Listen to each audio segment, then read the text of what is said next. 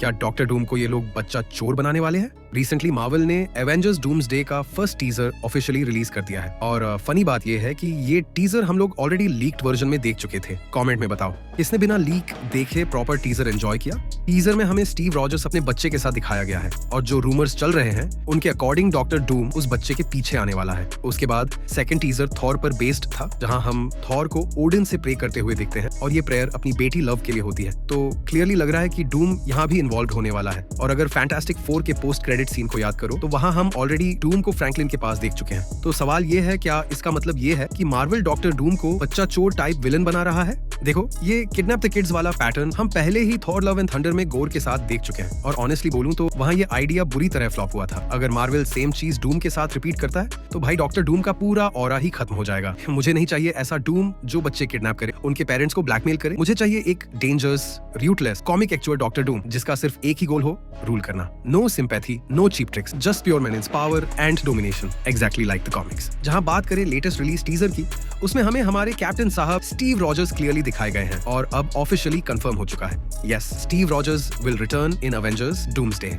लेकिन एक बात है जो समझ नहीं आ रही, मार्वल स्टीव रॉजर्स को वापस क्यों ला रहा है जबकि वो सैम विल्सन को न्यू कैप्टन अमेरिका के तौर पर सेट करने की कोशिश कर रहे थे। और हाँ, मैंने जानबूझकर बोला कोशिश कर रहे थे क्योंकि ग्राउंड रियलिटी ये है कि ऑडियंस ने सैम विल्सन को कैप्टन के रूप में एक्सेप्ट ही नहीं किया। तो क्या इसी वजह से मार्वल ने स्टीव को वापस बुला लिया ताकि वो फिर से अपनी गद्दी संभाले? अब स्टीव के कमबैक के साथ साथ एक और हैवी रूमर भी चल रहा है, जैसे कि एंड गेम के लास्ट में जो बूढ़े स्टीव रॉजर्स हमने देखा था वो एक्चुअली ऑलरेडी एक डूम्सडे लेवल इवेंट से गुजर चुका है और अवेंजर्स डूम्सडे में सैम विल्सन ने कुछ ऐसा किया जिसकी वजह से स्टीव ने खुद डिसाइड किया कि सैम ही नया कैप्टन होगा।